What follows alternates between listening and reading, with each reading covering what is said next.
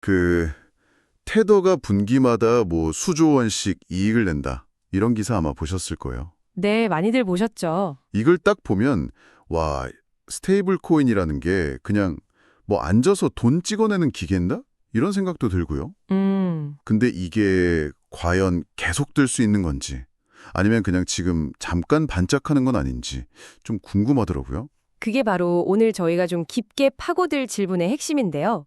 많은 분들이 테더의 성공을 보고 저게 스테이블 코인의 미래구나 이렇게 생각하시거든요. 네, 그렇죠. 근데 사실 그 속을 들여다보면 전혀 다른 그림이 보이기 시작합니다. 스테이블 코인으로 돈 버는 방식은 딱 세 가지뿐인데 이 모델들을 하나씩 뜯어보면 앞으로 10년 뒤 진짜 승자는 지금 우리가 아는 이름이 아닐 수도 있다는 거죠. 오, 흥미로운데요? 그럼 가장 주목받는 태도부터 시작해보죠. 대체 어떻게 그렇게 엄청난 돈을 버는 거죠? 중비금으로 받은 달러를 그냥 국채에 투자해서 이자 얻는 거면 다른 회사들도 똑같이 하면 되는 거 아닌가요? 이론적으로는 맞습니다.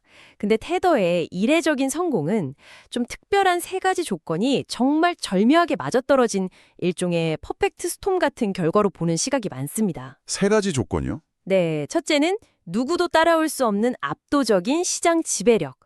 둘째는 지금 같은 고금리 환경. 그리고 마지막으로 아직은 좀 회색지대에 있는 듯한 그런 특정 규제 환경입니다. 잠시만요. 그 세 가지 조건은 영원할 수는 없잖아요. 시장 지배력도 언제든 경쟁자가 뺏을 수 있고 그렇죠? 금리도 언젠간 내려갈 거고 규제는 또 점점 더 빡빡해질 거고요. 그렇게 보면 테더의 현재 수익 모델은 굉장히 좀 취약한 기반 위에 서 있는 것처럼 들리는데요. 면서도 동시에 뭐 규제 리스크라던가 준비금 감사 같은 투명성 문제를 계속 제기하는 거거든요. 테도의 성공은 누구나 복제할 수 있는 비즈니스 모델이라기보다는 그냥 특정 시대 환경에 최적화된 하나의 사례로 분석하는 게 더 정확합니다. 금융 인프라로서의 장기적인 안정성과는 좀 다른 문제인 거죠. 알겠습니다. 그러니까 단기 수익성이랑 장기적인 인프라로서의 가치는 좀 나눠서 봐야 한다. 이 말씀이시군요. 자, 그럼 그 세 가지 수익 모델을 본격적으로 한번 파헤쳐 보죠.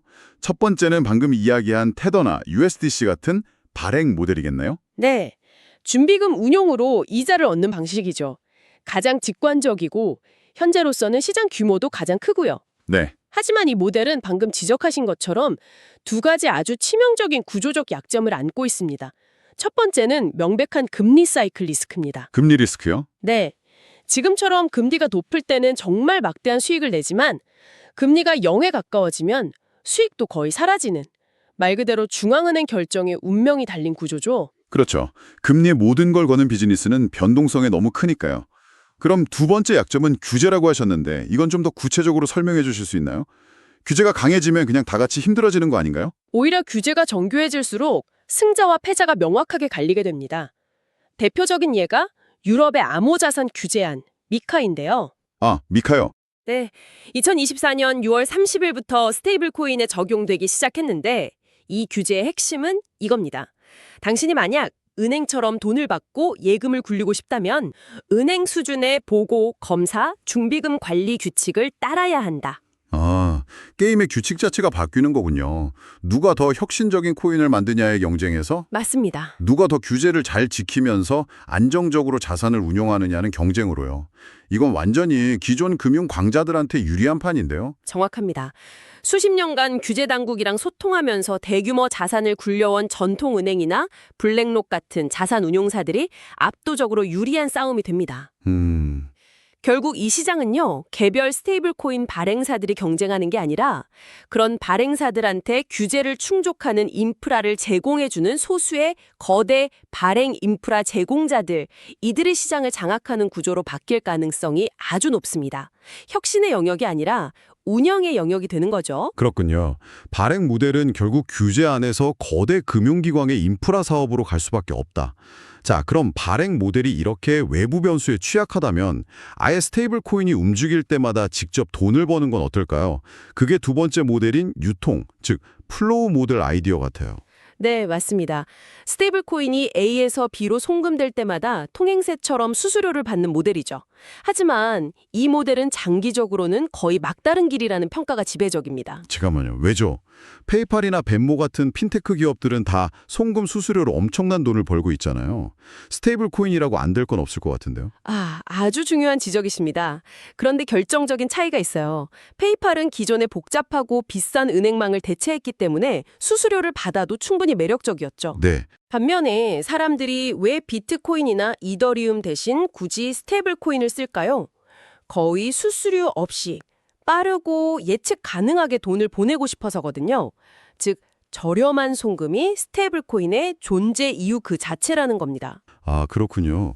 애초에 무료 고속도로를 개대하고 온 사람들한테 톨게이트를 만들려는 셈이네요. 그렇죠. 그럼 당연히 반발이 심할 거고 사람들은 바로 옆에 새로 생긴 다른 무료 고속도로로 가버리겠군요. 정확합니다. 암호화폐 생태계에서는 새로운 스테이블 코인을 만들거나 수수료를 피하는 다른 지갑이나 네트워크를 쓰는 게 기술적으로 전혀 어렵지 않아요.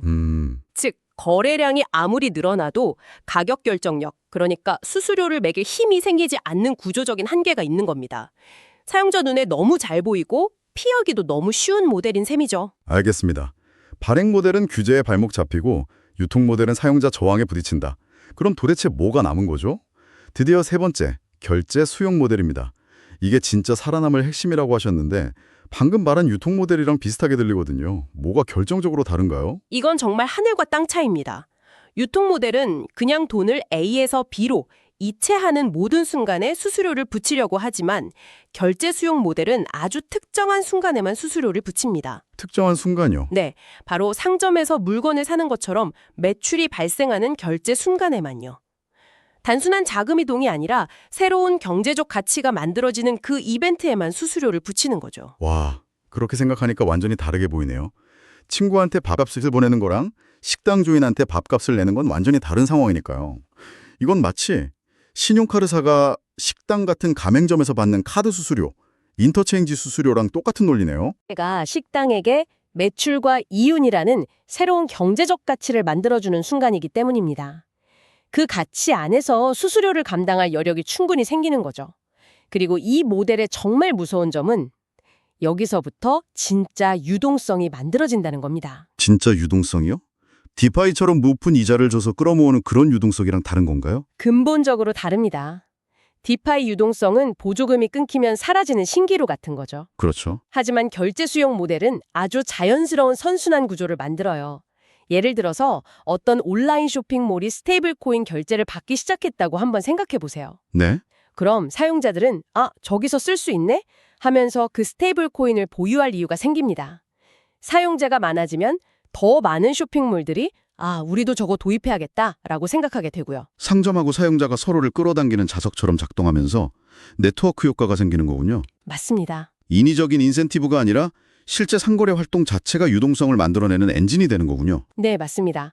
그렇게 만들어진 유동성은 보조금으로 만든 것과는 질적으로 다른 아주 단단하고 지속 가능한 유동성입니다. 이게 바로 장기적으로 이 모델만이 살아남을 거라고 보는 이유입니다. 그렇다면 미래 승자는 테더 같은 코인 발행사가 아니라 이 결제 인프라를 장악해서 상점과 사용자를 연결하는 기업이 되겠군요. 마치 지금의 비자나 마스터카드처럼요. 그 방향을 가리키는 신호들이 이미 시장 곳곳에서 아주 강력하게 나타나고 있습니다. 글로벌 핀테크 기업인 스트라이프의 움직임이 대표적인데요. 스트라이프요. 이들이 최근에 스테이블 코인 인프라 기업 브릿지랑 지갑 인프라 기업 프리비를 인수했습니다. 이건 그냥 결제 버튼 하나 추가하는 수준이 아니라 사용자가 지갑을 만들고 코인을 충전하고 결제하는 그 경험 전체를 장악해서 아예 기존 카드 결제처럼 매끄럽게 만들어는 거군요. 네, 그런 큰 그림을 그리고 있는 거죠. USDC 발행사인 서클의 행보도 좀 심상치 않던데요.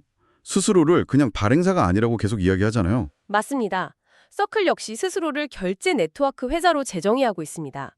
자신들의 코인 USDC가 이 네트워크 위에서 잘 돌아가는 연료가 되도록 결제 인프라를 직접 만들고 확산시키려는 전략을 명확히 하고 있죠.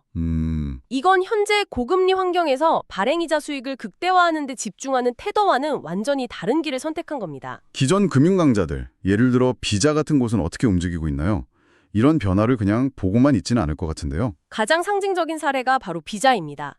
비자는 이미 USDC를 활용한 정산 시스템을 공식적으로 확대하고 있어요. 정말요? 네. 이건 아주 중요한 신호입니다. 스테이블 코인을 자신들의 제국을 위협하는 외부 세력으로 보는 게 아니라 오히려 자신들의 거대한 결제 인프라를 더 효율적으로 만들어줄 새로운 기술로 보고 적극적으로 흡수하고 있는 겁니다. 비자의 참여는 정말 상징적이네요. 어쩌면 이게 탈중앙화 기술의 아이러니일 수도 있겠어요. 가장 중앙화된 거대 결제 기업에 의해서 대중화가 되는 모습이니까요. 그럴 수 있죠. 결국 이걸 다 종합해보면 장기전은 어떤 코인을 발행하냐의 싸움이 아니라 누가 더 많은 상점과 사용자를 연결하는 결제 채널을 확보하고 규제를 지키면서 안정적으로 운영하느냐의 싸움이 되겠네요. 네, 시장 구조가 그렇게 재편될 가능성이 아주 큽니다. 발행 모델은 점점 더 규격화되고 은행 같은 소수의 거대 기업이 맡는 인프라 산업이 될 거고요. 진짜 부가가치는 그 인프라 위에서 돌아가는 결제 플랫폼을 누가 장악하느냐에 따라 갈리게 되겠죠. 이제 막 본격적인 전쟁이 시작된 셈이군요. 크립토 네이티브 기업들하고 기존 핀테크, 결제 대기업들 간의 전쟁이요. 맞습니다. 오늘 이야기 정말 흥미롭습니다. 한번 정리해 보겠습니다. 스테이블 코인의 세 가지 수익 모델 중에서 준비금 이자에 의존하는 발행 모델은 규모는 크지만 금리와 규제라는 외부 변수에 너무 쉽게 흔들리는 구조고요. 그리고 송금 자체에 수수료를 붙이는 유통 모델은 스테이블 코인의 존재 이유와 정면으로 부딪히기 때문에 사용자들이 언제든 더 싼 대안을 찾아 떠날 수 있어서 장기적으로 수익을 내기 어렵습니다. 마지막으로 결제 수용 모델은 신용카드 수수료처럼 실제 경제활동과 가치 창출에 기반을 두고 있기 때문에 현실 경제와 함께 성장할 수 있는 거의 유일하고 지속 가능한 길로 보입니다. 맞습니다. 이제 스테이블 코인은 그 자체로 하나의 상품이 아니라 다양한 금융 서비스가 올라가는 금융 레이어, 그러니까 새로운 금융 인프라가 되어가고 있습니다. 여기서 여러분께 마지막으로 생각해 볼 질문을 하나 던지고 싶습니다. 네. 우리가 지금까지는 어떤 스테이블 코인이 이길 거냐 이걸 이야기했지만 앞으로 10년 뒤 이 시장의 진짜 승자는 어쩌면 코인 그 자체가 아닐 겁니다. 이 새로운 금융 레이어 위에서 누가 가장 가치 있는 서비스를 만들어낼 것인가? 어쩌면 여기에 다음 시대에 구글과 아마존이 숨어 있지 않을까요? 시청해 주셔서 감사합니다.